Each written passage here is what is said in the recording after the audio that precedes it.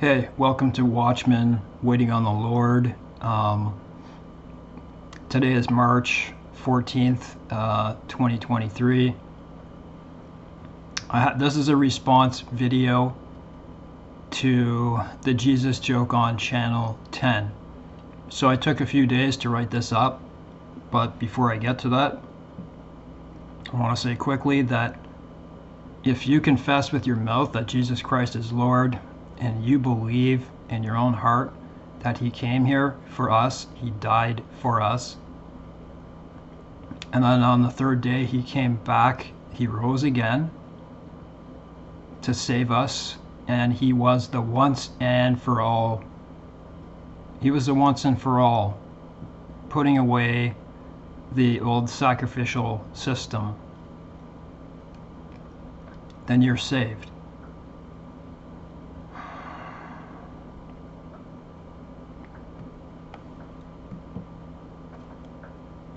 The stone came back, so I had a break yesterday and then it just came back today, kidney stone.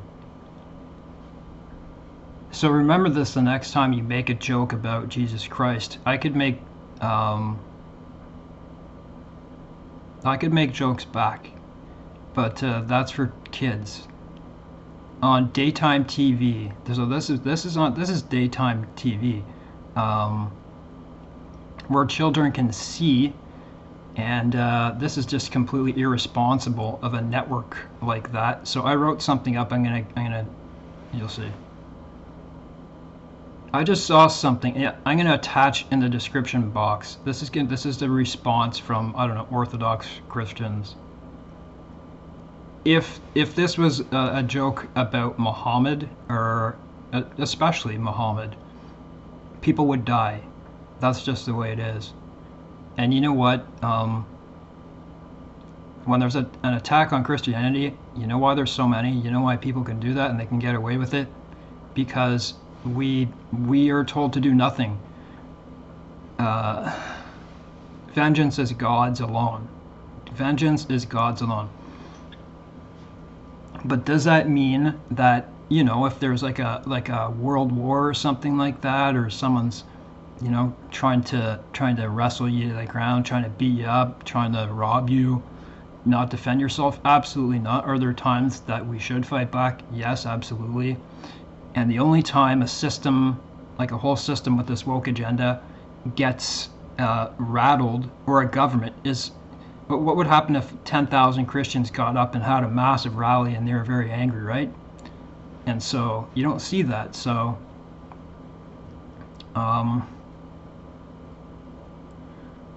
right before I read this, I'm going to read this before I read what I wrote. It was about works. It's just, I'm finding things about works, okay? I'm not saying works don't save us, and that is the truth. But God never told us not to continue doing good works. So this is Hebrews 10, because I'm on Hebrews right now, verse in the New Testament, verse 10. And let us consider one another to provoke unto love and to good works. Hebrews 30 and 31, for we know him that has said, vengeance belongeth unto, that may be verse 31 of I don't know, vengeance belongs to me, I will recompense, saith the Lord, and again the Lord shall judge his people. It's a fearful thing to fall into the hands of the living God. And you know what? A person like who said that joke would probably laugh and make some type of parody or against that. You know, you have to learn to grow up sometime. So I really had to think about this one because I've been in acute, I'm going to give you a warning. Don't shut this off now if you don't want to hear some brutal talk about the way. You'll see. I've been in acute so I really had to think about this one because I've been in acute prolonged pain situations of many types for days on end. I decided to write this after the joke on channel 10 about Jesus on the news. It is a big deal. If you don't know what I mean, I'll share it with you in the description box. So I wrote this, and I ask you to imagine that that I'm not talking about Jesus, but another person. Imagine either you or your entire family has a knife to their throats by the Mexican cartels. They take you, they have your family, six of your family by the knife to the throat. You're scared and afraid for your family, but then a person comes and saves you.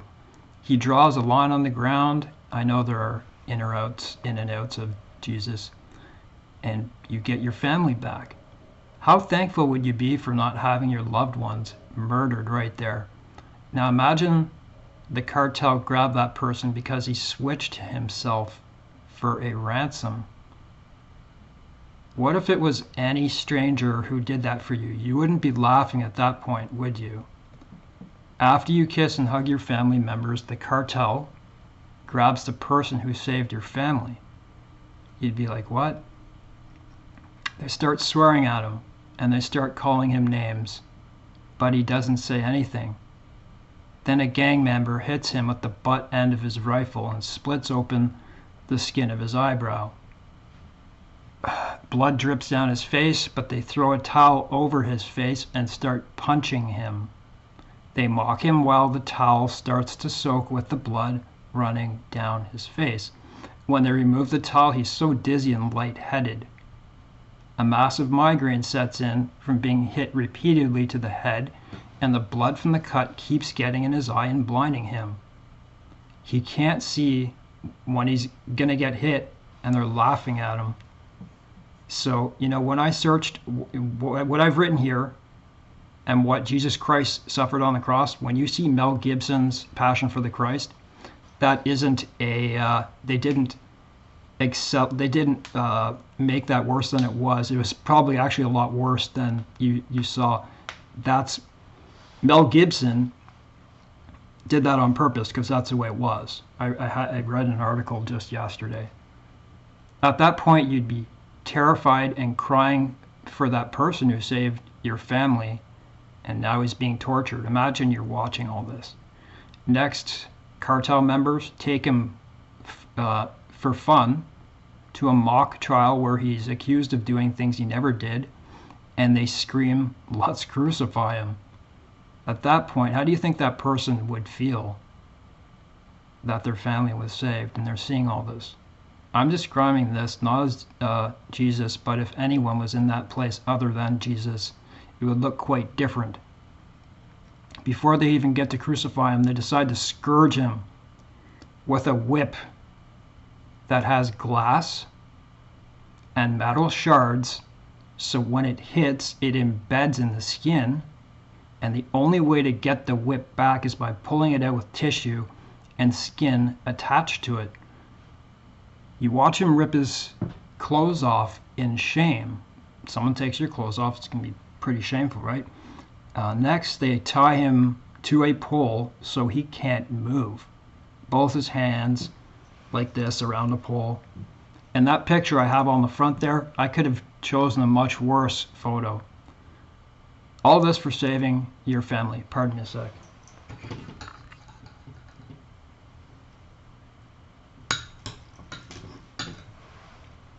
That agenda, the LGBTQ agenda,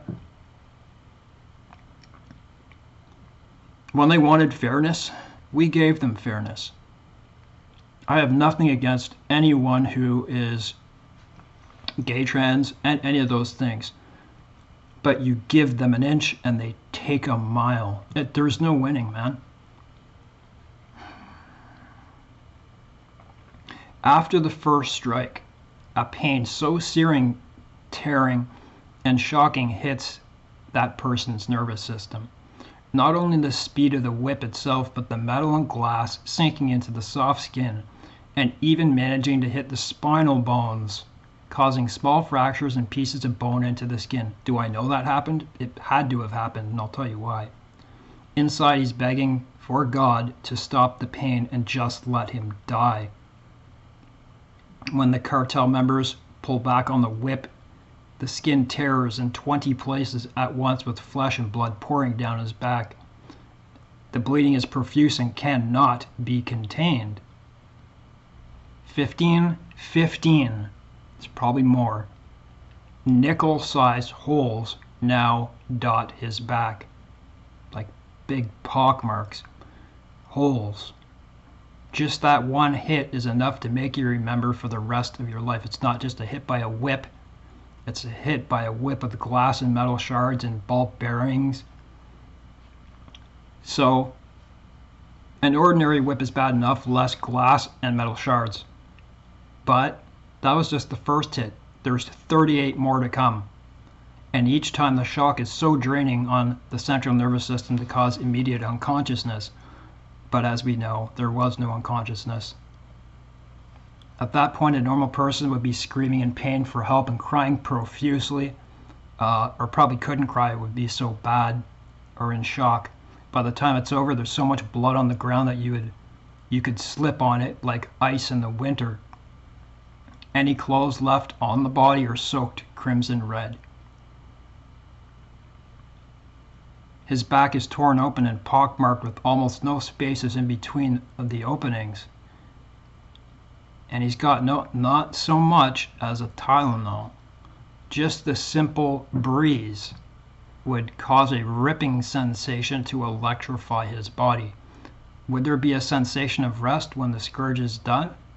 Would it even feel like rest, or would the pain be so acute that nothing mattered? The cartel members speak with one another about what they're going to do next, and they speak for no more than 3 minutes. Someone comes with a wagon and a heavy wooden cross on it. So imagine how that person whose family was saved, like knife to the throat, they're about to kill them, and this person has to witness all of it. They'd be crying. Maybe not, maybe they'd just be in so much shock. So imagine how that person would feel when they saw the cross being taken off that wagon and pulled by 3 people towards him. Imagine the images that were going through his mind. Let's say that person, if it wasn't Jesus and Jesus, it'd be worse than looking at the electric chair. Prolonged suffering and pain would be on his mind. Why are these people doing this to me? I'm sure that person would say, maybe not Jesus, but person in his place. What did I do to deserve this? Imagine how that person would look. How could people even want to crucify a person after such an intense and deforming beating? Somehow they force him to get up and walk towards the heavy wooden cross. His back is so shredded that standing up straight isn't possible.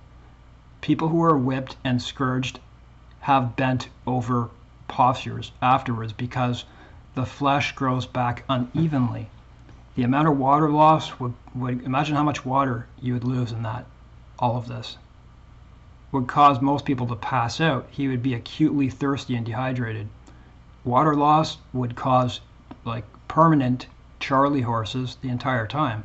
He would be in a tetanic spasm, tetanus, like when you get a nail in your foot, a rusty nail. A level 10 pain would have absolutely no meaning at that point. They yell at him and they whip him to carry the cross by himself. The weight of the cross was 165 pounds. Is that joke funny anymore? Probably is to them. When I say them, I say anyone who mocks Christ. It may be for someone who doesn't understand why he's suffering this way. So that's what it takes, someone to really get to the point to understand what was done for you, for the good of all mankind. How is it even possible to walk at that point, let alone carry a cross that's 165 pounds on your back, that was just scourged and on his shoulders? So his shoulders would be covered with them too. That whip hit everywhere. The cross is big and heavy. It's hard to carry weight because it's an odd shape. It's long and wide. It's fair to say in this that the weather could be hot. It's a Middle East, and the sun is beaming down on scalded skin. If you witness all of this while holding your saved family who could be in that place, so imagine that was your family going through that. do you think you would even consider joking about it? You'd be so horrified, and you'd likely have post-traumatic stress disorder for the rest of your life just witnessing it.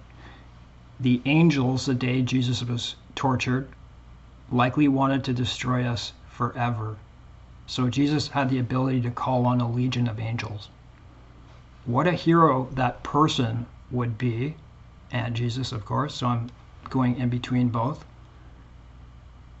And they don't even scream or speak, they just take it.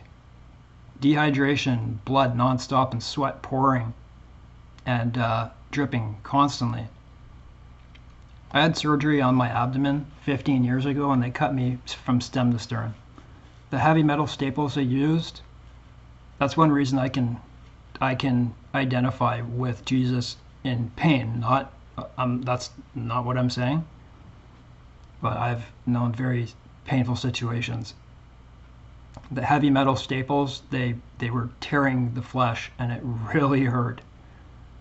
Like right from top to bottom, heavy metal staples just tearing the flesh. Big ones. I couldn't even cry, it hurt so much. Jesus, or my explanation of another person in that person's spot, it would be tearing and searing. It would feel like hot coals and flesh being twisted. Somehow this person manages to get the cross on his back with the soldiers putting it there, but he manages to hold it up with seemingly superhuman strength. I had to research just how bad Jesus Christ was tortured for real, so I'm going to read you what I looked up. The four Gospels give us accounts of the crucifixion of Jesus Christ, and we shouldn't be surprised that they vary. My stomach is really bad right now, guys, just letting you know. This is not unusual when four people are telling about the same event. One way they vary is the account of the ones that were present at the crucifixion, but none tell about the closest followers of Jesus and his closest friends, the apostles. Only John is mentioned as being present at the cross. Where were the rest of the apostles? Well, Jesus was being mistreated and abused on his way to the cross. So people think that they ran away and stuff, which no one truly knows. There is a verse in Isaiah that might give us some insight into this question.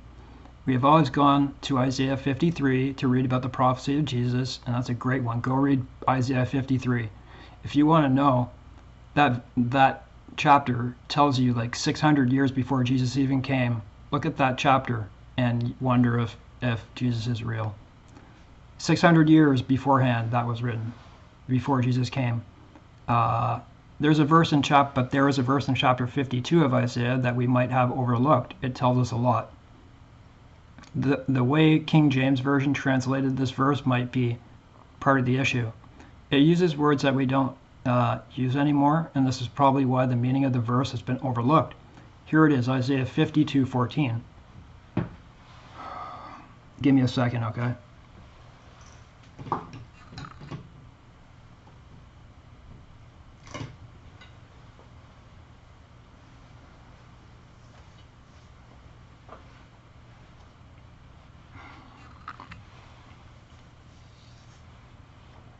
And I gotta take a sip. It takes me a while to swallow.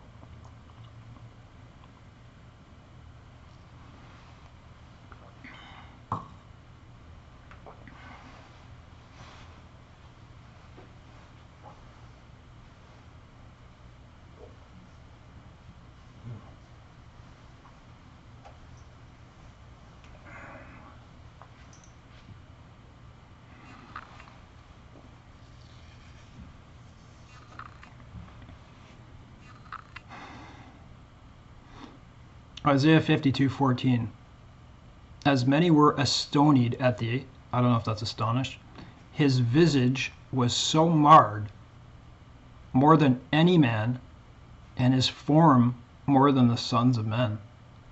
Astonied means deprived of the power to act, dazed, and visage means appearance or the way one looks. Astonished is the word we should use in the place of astonied. Now here's the same verse in the English Standard Version. As many were astonied at you.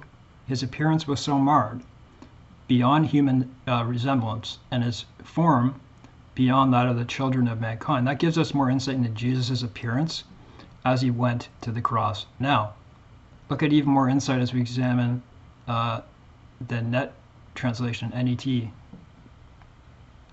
Just as many were horrified by the sight of you, he was so disfigured he no longer looked like a man. His form was so marked. So we get the point, right? He didn't look. You couldn't tell who he was anymore. He was beaten beyond recognition. And it was so bad that he didn't look like a human being. The movies and pictures don't depict this on purpose. It's because it was so graphic. How would you have reacted to his appearance? Many of us would have turned our heads and walked away. Maybe, just maybe, this is why we don't read of the apostles being present except from a distance at his crucifixion. Not many people can take that type of thing, okay? Let us think about these things as we think about Jesus. More importantly, let us reflect on this as we remember our Lord on the first day of the week.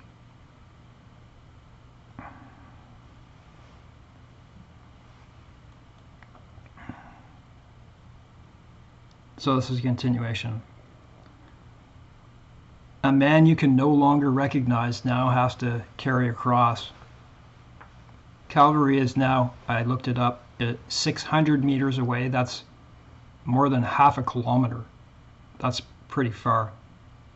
His legs are shaking so much under the weight and severe weakness. If that wasn't enough, the cartel members are whipping this person who saved your family to keep moving. Thankfully, someone's had enough. Although ordered a black man, yes, a black man, it's argued, but named Simon of Cyrene helped Jesus carry the cross. He was ordered as Roman soldiers, I read, had the right to ask anyone to help if it was no more than 1 mile. I think that's what it says. And if you refused, you could be in trouble. That was no accident, by the way, that it was him. Boy, does that ever go in depth. Read about Simon of Cyrene, I ask you. It's so cool. It's connected, and it's all connected. This person must have been covered with Jesus' blood. That must have meant something. Imagine being covered with Jesus' blood. You're the person that happens to. At least he had some help. Somehow he manages to get there, but not before falling 3 different times. How many times would you follow after something like that? You just get on the ground, right? You just get on the ground. The moment he gets there, his cross is dropped to the ground in a big thump, and he's forced to rest to lie down on the long wooden cross. Imagine how it felt with all the punctures in his back on possibly unsmoothed, splintered wood. So I'm not sure about that. I don't know if they smoothed those things out first.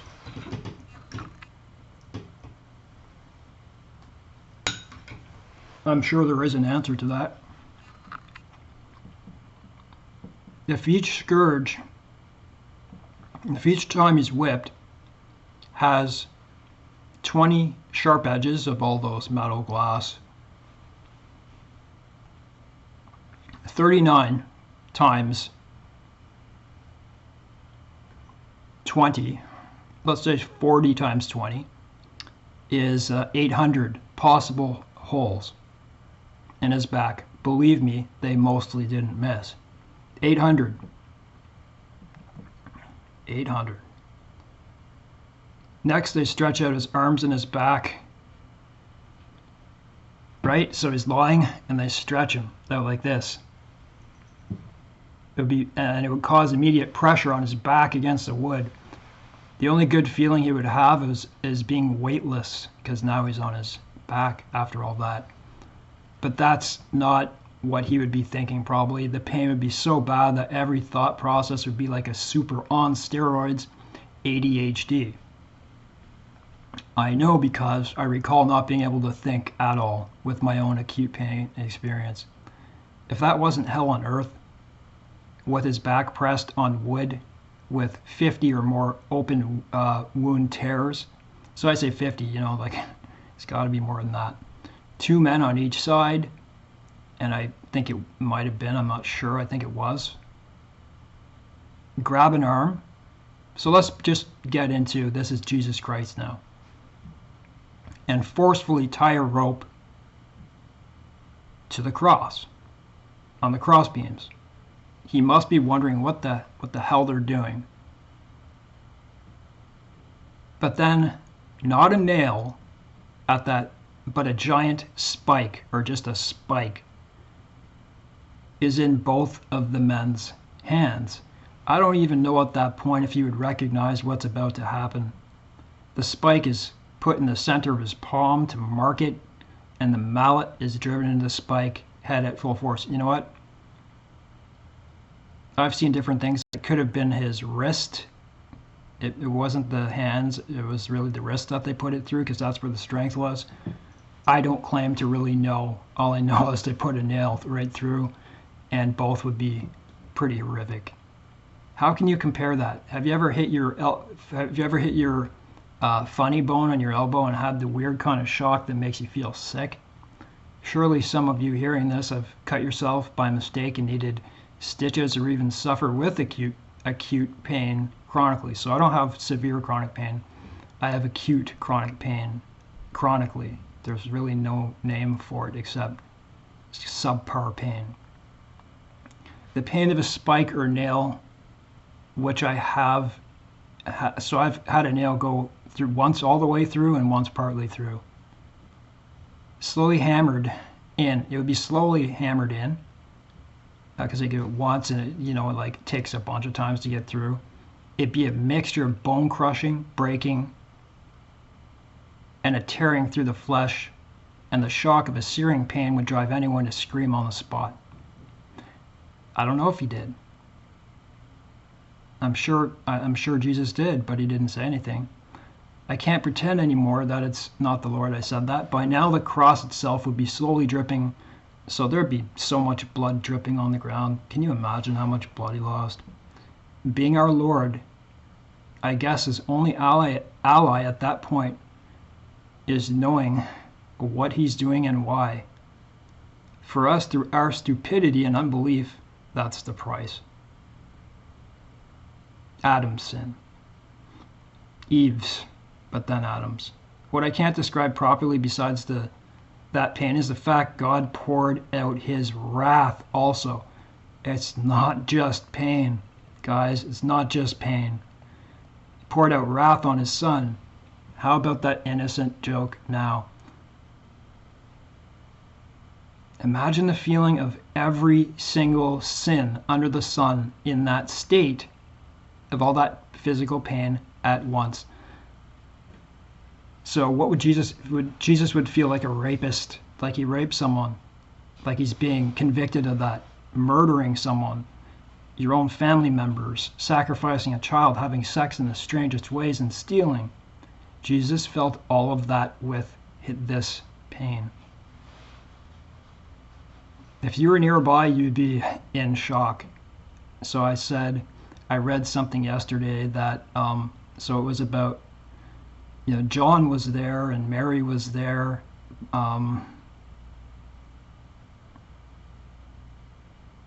People think they were afraid to be there because they may have been Jesus' condition and being so marred beyond recognition may have been the reason. They may have been so overcome with grief. People have enough trouble watching people die, and many won't. So imagine that. So that's partly why Mary and John are so revered, because they went through so much.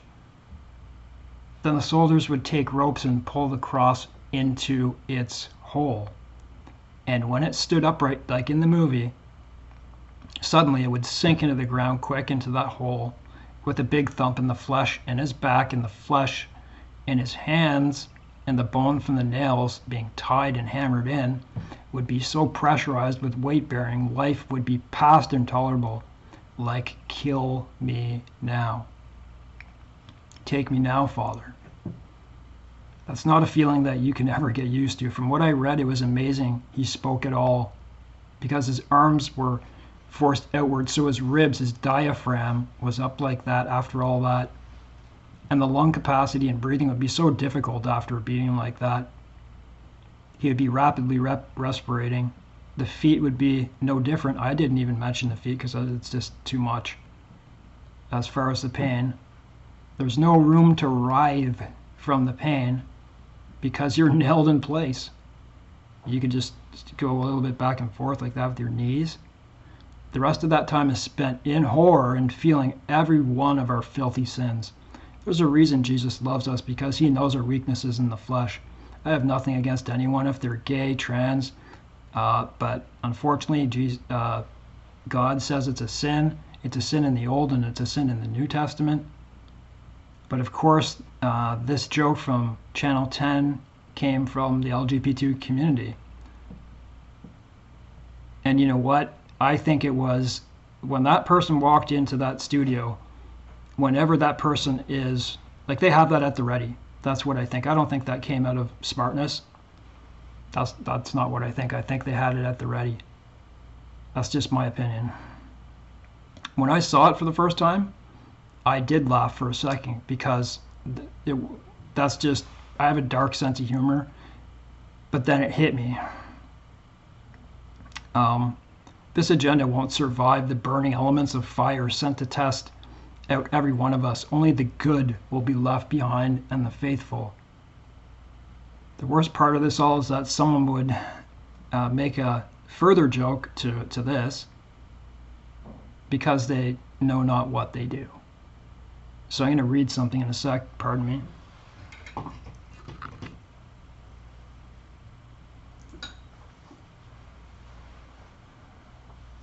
For anyone not watching, I have like gallbladder attacks. I need it out. I'm having a stone today of kidney stones, so I have to keep putting food on my stomach when I talk. My stomach is really bad.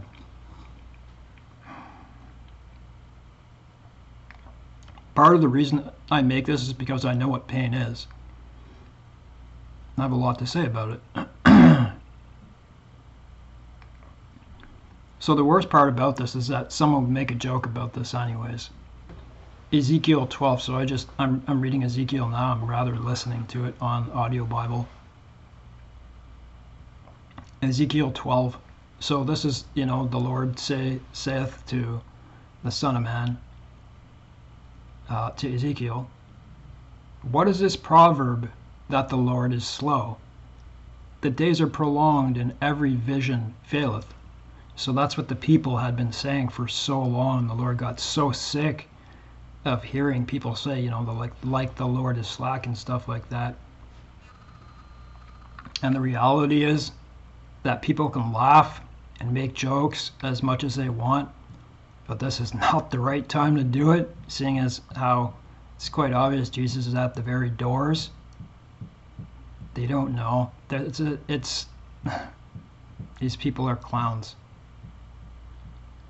So when it comes, like in Ezekiel, it comes, and the warnings are here. And you know what?